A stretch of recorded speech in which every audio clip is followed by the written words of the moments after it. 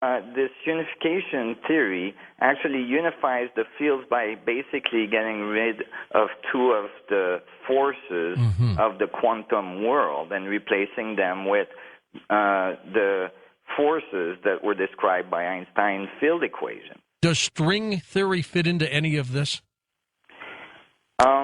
String theory is a theory that was produced in some ways to avoid singularity, to avoid this point of infinite density that produces the difficulty in terms of Einstein's equation and in terms of describing the atomic level.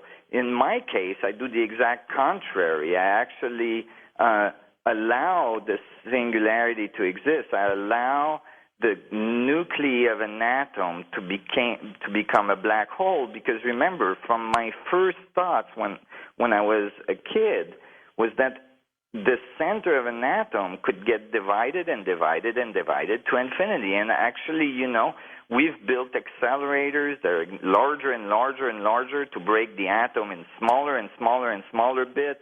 I mean, we're breaking bits like millions and millions of times smaller than the atom now, and every time we have to build larger and larger accelerators. I mean, the one we just built is 17 mile long. It costs some $12 billion to build, and we're looking for bits that are millions and millions of times smaller than the atom. And my theory says, well, you can always get smaller bits. You can always build a larger accelerator and get smaller and smaller parts. It's not telling you much about the universe. What we should pay attention about is how does the bits get produced?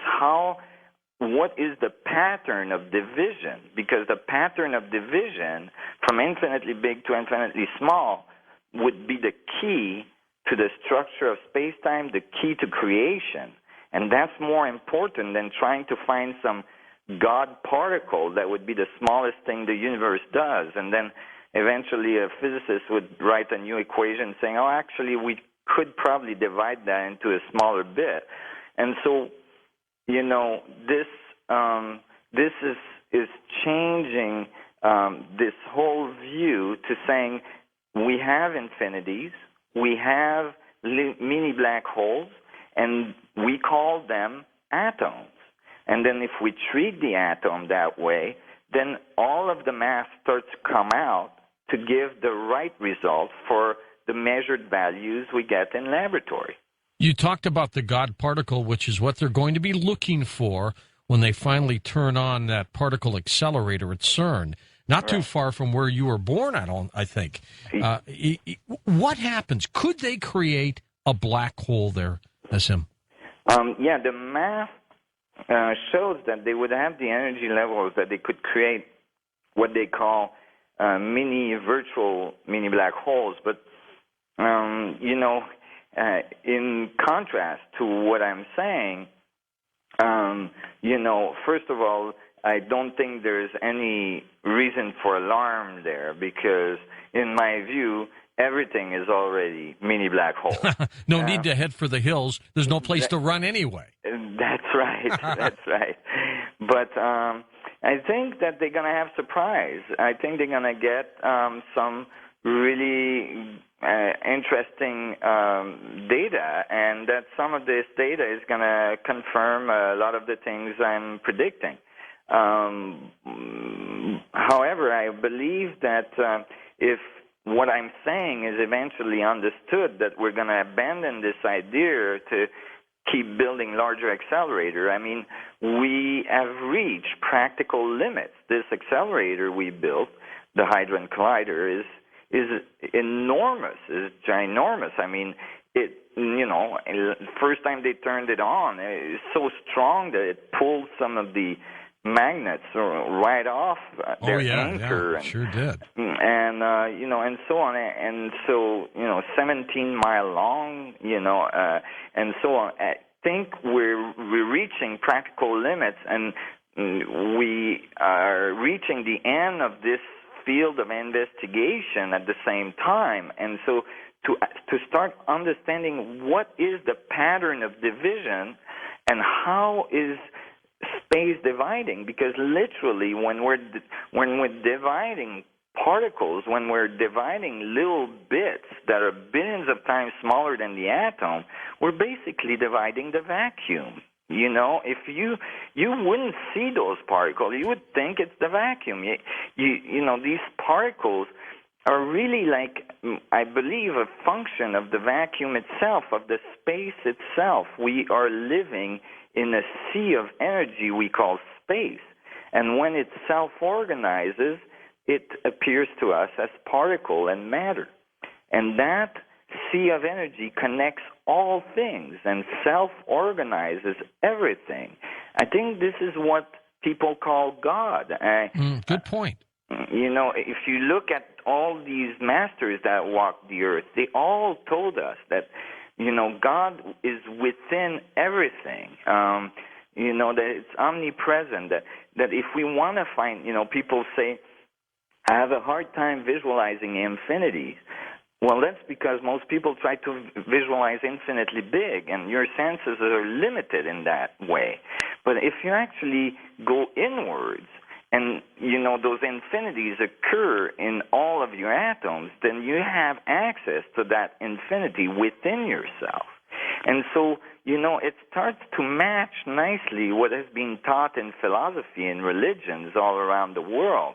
The idea that within is the kingdom of heaven, or whichever way it was called in many different cultures, you know, the Bindu point, and so on, and that this information, that you have a link to all there is within yourself. And this vacuum energy, this medium, I believe, is the source of this knowledge, is actually the source of all the material world and reality. Everything emerges from it, and everything returns to it. Pretty dramatic stuff. So when do you win the Nobel Prize in Science? It'll happen eventually. Well, you know, one can hope. However, you know, I really don't do this for prizes, but if a prize will make this work more accessible to the people, and it makes the world wake up. Nassim.